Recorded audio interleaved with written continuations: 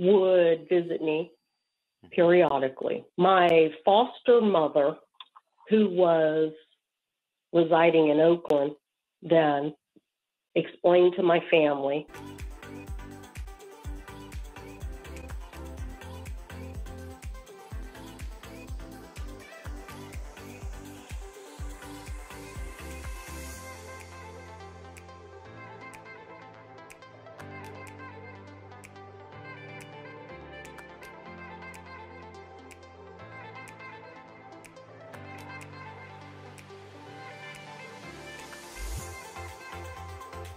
talk to, is it Sophina from Georgia?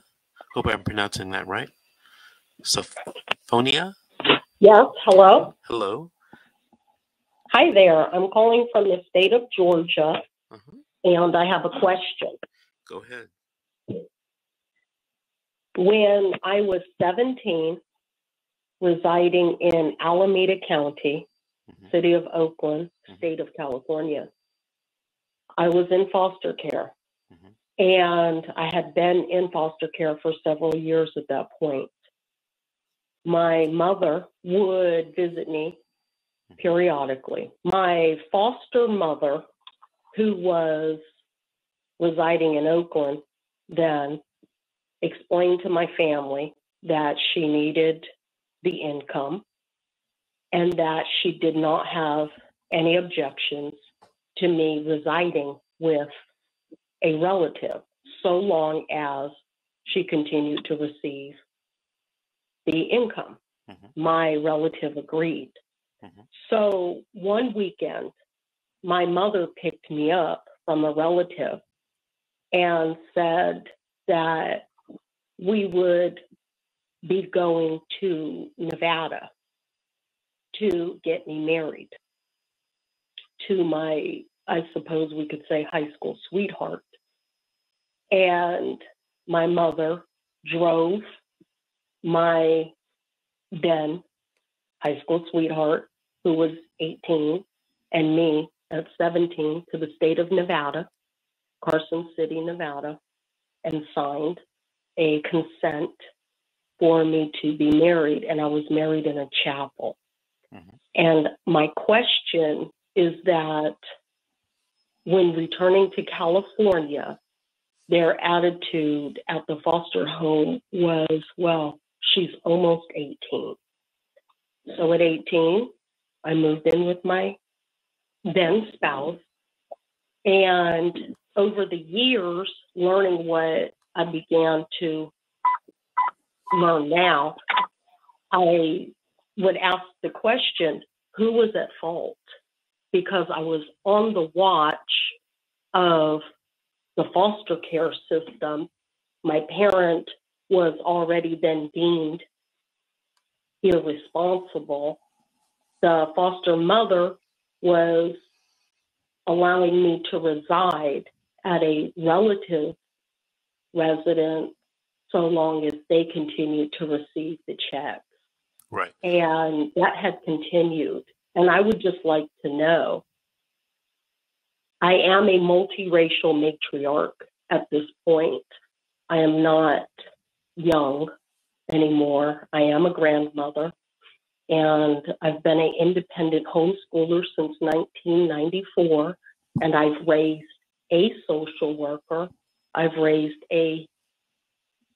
one who has a degree in IT, and I am a grandparent. And as a result of my experiences from foster care, my grandchildren are now being raised as private school or homeschool, and they have been home birthed. My family does not trust the system, and the negligence it seems to be limitless. And initially, I wanted to write a book, and so I'm more so just initiating contact with your office because I would like to know at what point was anyone being negligent with me as I was generously humbled through the system. and misguided, and then left at the age of 18 to figure everything out and make it right. Okay. So based upon what you've told me, I would say that the foster parent and probably the county of Alameda might have some culpability in what happened to you. Because you're still a minor, you're only 17. But then there's Right. that factor of your mother getting involved and, helped with the marriage. But let's go back for a second. The foster parent should have never given you to the relative without court permission or social worker permission. And the fact that the social worker knew or didn't know or should have known, that's a big issue, But the foster parent seemed like they were committing some type of fraud, not only against... The agreement was that whenever the social worker, and I know their names, I know everyone's names, whenever the social worker would call and they were going to make a home visit, the foster mother would call my relative and say, when you pick her up from school, bring her over because she's going to have a visit. And it was something that, as a generosity, my relative had to intervene and allow for their home to be open to me because this is the 1980s I'm talking about. I was extremely bullied in foster care. I was in group homes in San Francisco, Richmond, Panola, East Oakland, Fremont, and Newark. And San Francisco group homes. My mother is Caucasian. My father is Black Native. And because the United States federal government does not acknowledge that biracial, triracial is a independent racial classification, and the one-drop rule is non-existent anymore, I was bullied from just about everyone. And it's a very serious system. And at some point, 4 minutes, I was even being introduced to people that the group home counselors were wanting me to meet. What do you mean by that? Hold on, what does that mean? There was, at some point when I was residing in a group home in San Francisco, and one of the group home counselors would schedule a dental visit, and the doors on the vehicle would not open from the inside, so they would get out and they would come over and ask me to stand outside of the car, wait for them while they went in to confirm the appointment.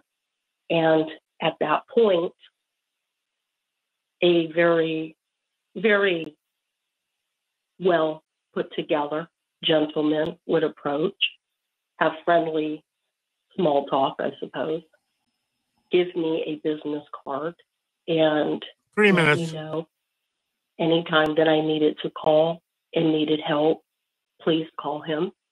And as he would leave, then the group home counselor would come outside and say, okay, come in. And I did see them kind of nod.